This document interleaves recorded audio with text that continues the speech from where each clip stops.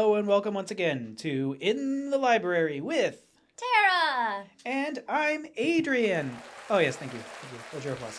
And today we have with us special guest. I'm Emily Miller. I'm a local author and illustrator. Yeah, and we're here to talk about Pete The Butterwalk, which I'm so excited about. So, our children's librarian, Manal, she of course knows you and knows that you're a local author. When I started working here, I'm sorry, I'm being quiet. When I started working here, we have, in the back of the library, we have a book path for the kids. So they're outside in nature and they're walking and they get to read a book as they go. Mm-hmm. And this was one of the first books that was out there when I started working here. So I always knew the story and I thought it was cute. And it was just like a month ago that we had Michelle on, who is one of our resident gardeners, not guardians. Because we have a monarch garden out front. And so she was like really excited. She's like, we have to talk about this book. And I was like, of course, because we both love it. And getting ready for that, I read your bio and I realized you were a local author. And we both geeked out and got so excited because we didn't know. I've never felt so popular. We love it. We think it's like an amazing book. Thank you. So you're a teacher, right? Yeah, I'm teaching 4th grade right now, and the students love when I share the story with them because they know that once they get me on the topic of Pete the Butterwalk or monarchs, that basically whatever else was planned for the day is out the window. So they use it strategically from time to time. Do they think it's really neat that their teacher is an author? They do, and sometimes they don't realize it. Like earlier this year, I have a copy in my classroom library, and one of the students had picked up the book, and I just kind of winked at him, and I said, oh, I heard that one's really good. And when he got to the end of the book, his jaw just dropped because there's a picture of me, and he's like, wait, is that you? And I was like, it is, because I assumed that he knew that when he grabbed it, so that was so fun. Would you mind telling our listeners a little bit about the story? Yeah, absolutely. So this is a partially true story. Back in 2019, my husband and I built a monarch garden in our yard, and within days of us planting it, the milkweed was covered with eggs, which was just the coolest thing. So I started documenting the eggs turning into caterpillars, turning into the chrysalis, and honestly became really obsessed with the process. And at that time, I really didn't know too much about monarchs, so that's when I really started learning all the ins and outs and what they need and what they don't need. And there was one caterpillar in particular, who I named Pete, that I just was really fond of because I know it might sound silly to say, but he really had a personality. Mm-hmm. So Pete made his chrysalis, and I would watch as the chrysalis started to become clear, which is a sign that the butterfly is getting ready to emerge. And it just so happened to be on the first day of school that year, and I was like, oh my gosh, like, can I get a substitute teacher to cover my class so I can stay home and watch this butterfly come out? But I didn't. So when I was at school, Pete must have come out of his chrysalis, and unfortunately it was a pretty windy day outside, and when monarchs first come out, they're in a very fragile state. So the wind must have knocked Pete off of his chrysalis. He ended up with damaged and crumpled wings. So the story is really what I imagine happened next, which was Pete getting some help from his friends in the garden and realizing that even though he has this difference, it's not necessarily a bad thing. He can still do all the things butterflies can do, just in his own special way. Yeah. So I love it when the gnome is like, you've got really strong legs. You've been pacing this whole time. Why don't you just do something different? And sometimes I kind of imagine myself being the garden gnome in this story because I was like, I don't want to include any humans in this story, but I need someone to jump in to help Pete out.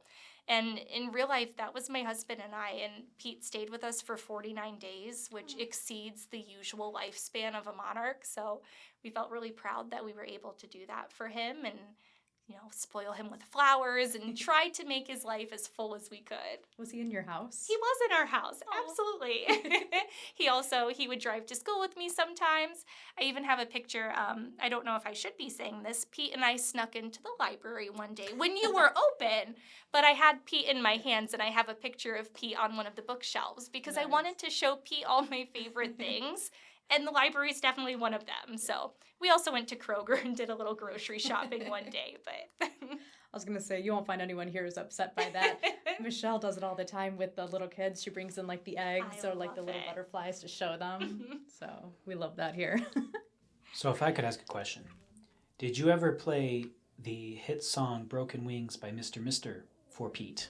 Oh, I didn't, but that sounds like a real missed opportunity. If I ever find myself in this situation again when I'm caring for a butterfly, I definitely will. I also love the way you illustrated it. I want to ask like how you went about it. Like, was it actual felt and you took pictures, or did you do this on the computer? Yeah, so that's always a funny question because that's what held me up the longest in the publication process, because I have loved art my whole life, but I've never been professionally trained or taken any real sorts of classes that would give me the skills that I thought I needed to be able to do this. So at my house, I have so many ugly failed attempts, and I like to show them to my students to show them that it's part of the process. It's not going to look good the first time. And one of the main issues I was running into was I knew what I wanted Pete to look like, and I could draw Pete, but each time I went to color him in, whether I was using crayons or colored pencils or oil pastels, it was never looking like the image I had in my mind.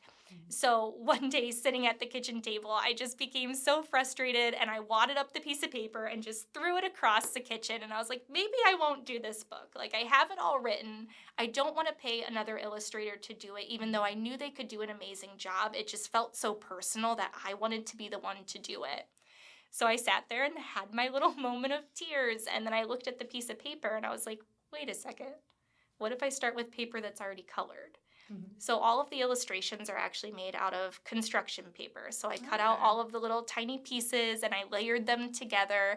I added a little bit of detail work with the pen, and then I just scanned them into my computer and kind of touched them up there. Nice. Yeah. I love it when he's like got tears. Yes. It's so real. Like, he looks so sad. Yeah, and as silly as it sounds, I really feel like Pete showed us those emotions. And I was teaching third grade at the time, and I would walk around with Pete in my hand as the students were working, and he would occasionally lift his front leg up in the air, and maybe that was just something he was doing, but it really felt like he was waving to us, and he became a staple at my school. We all just adored him. I love that you walk around with a little pet butterfly. That's the cutest. It was a good classroom management tool for a while because butterflies are sensitive to sound. So I would tell my students, like, hey, remember, we have to be quiet. Otherwise, we could startle Pete.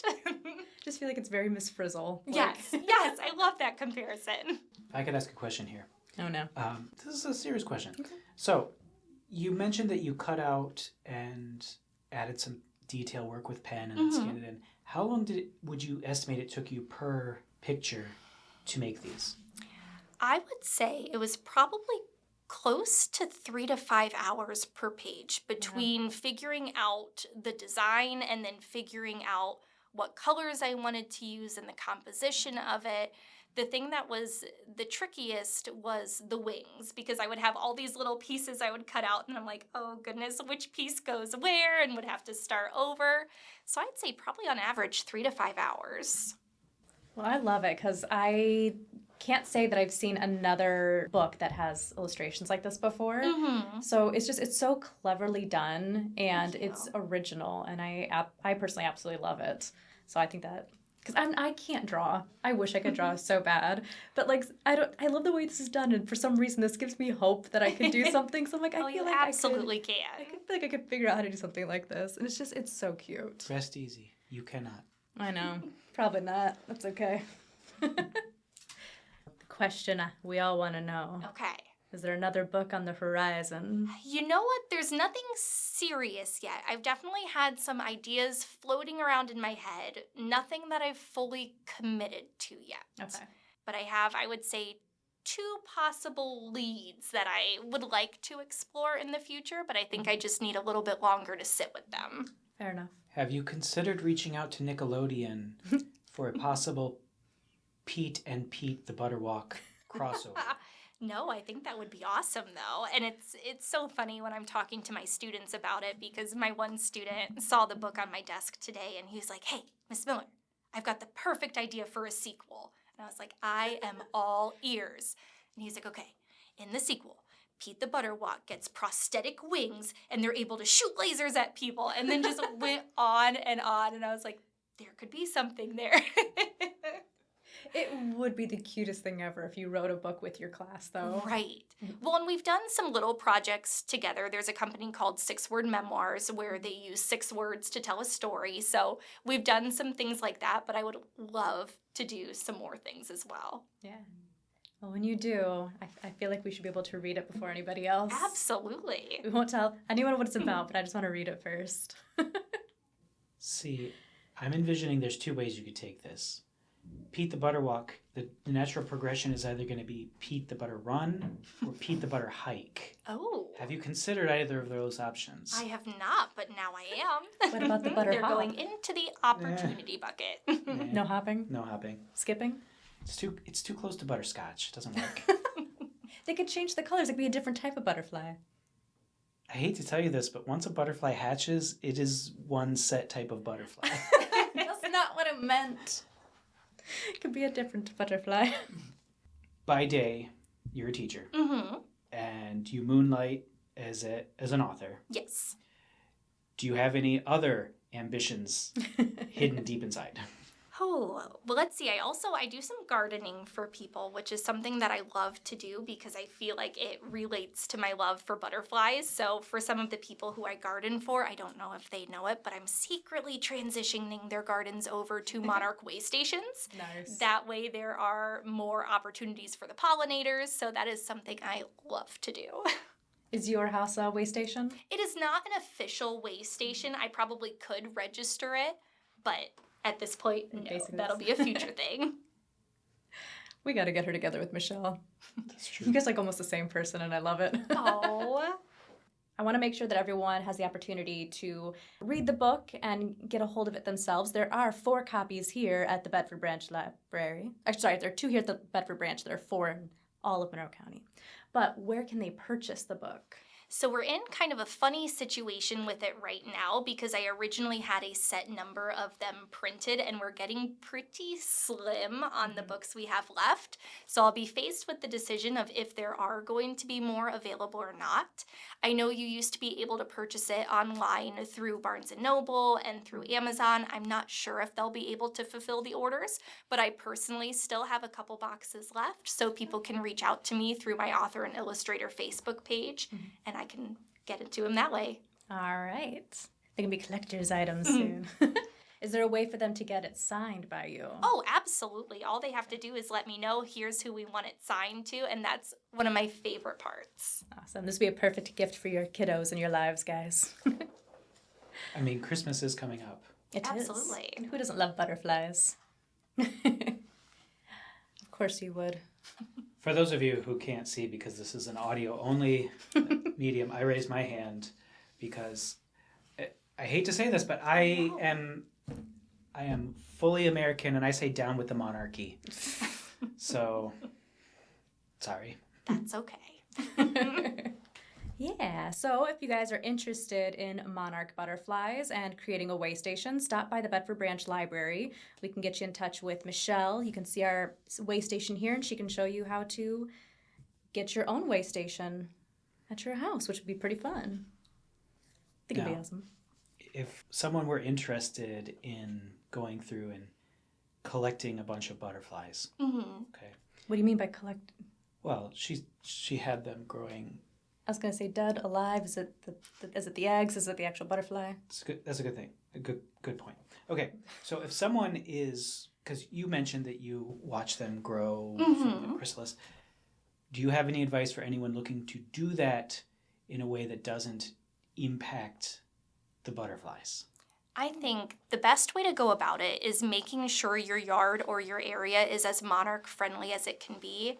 As great of an idea as it sounds to collect all the eggs and the caterpillars and bring them inside, some studies have shown that that can mess with their natural instincts. And obviously, since they're a threatened group to begin with, we want to make sure we're not doing anything to worsen that situation.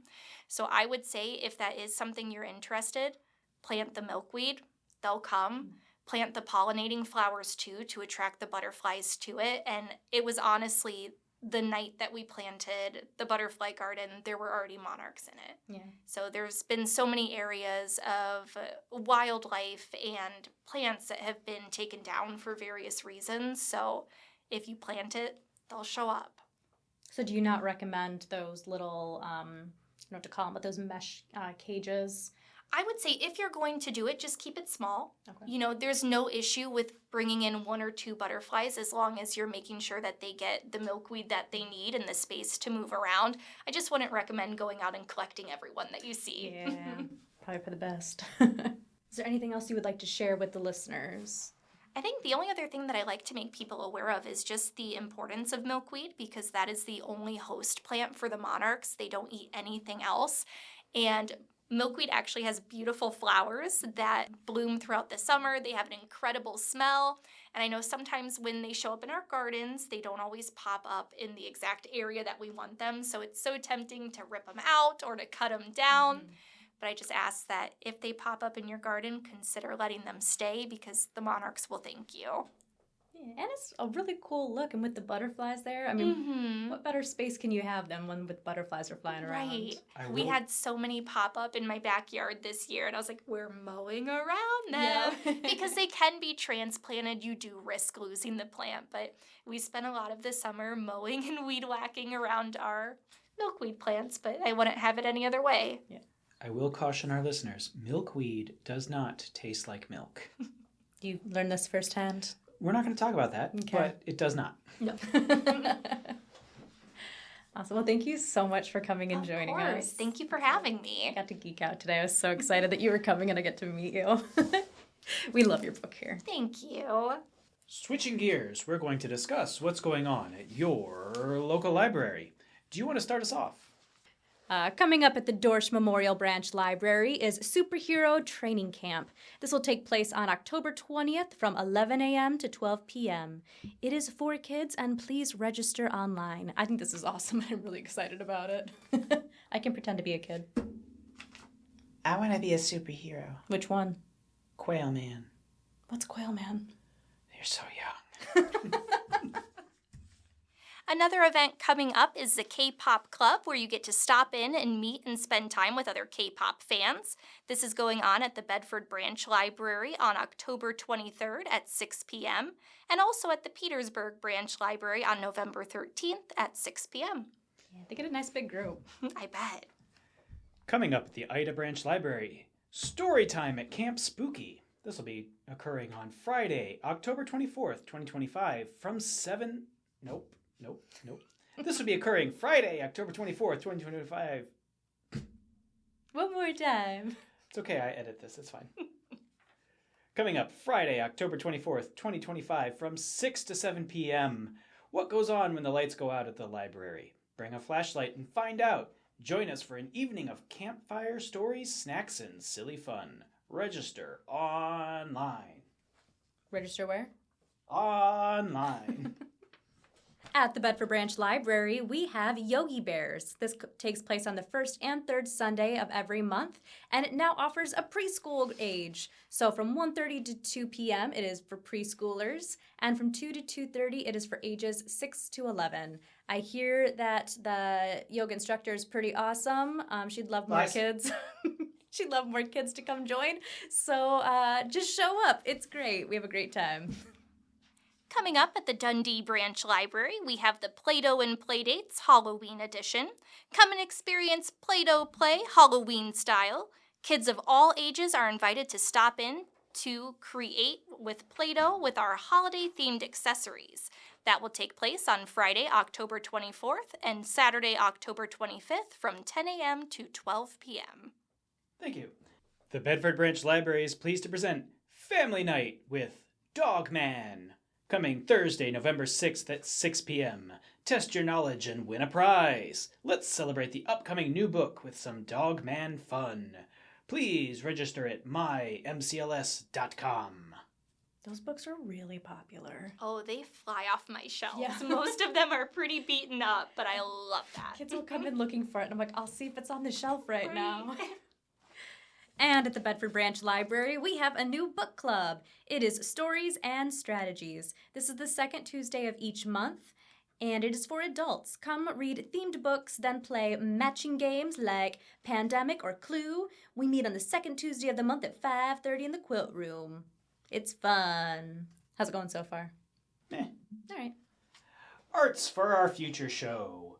Art turn-in will be Thursday, October 30th, 2025 from 9 a.m. to 7:30 p.m. There's a $30 cost to register up to 3 pieces. The show and reception will be Sunday, November 2nd, 2025 from 3 to 5 p.m. Register online. Bum bum bum. We would like to thank you for listening to us today. If you happen to be listening on YouTube, please like and subscribe and hit the ring bell for notifications. I think I'm going to say that in my sleep one of these days. Probably. If you're joining us on Spotify, please like the episode and please like our page. It'll help with the algorithm, whatever that thing is. And this has been In the Library with Tara! And I'm Adrian, and we had with us our very special guest, Emily. Thanks for joining us. Bye!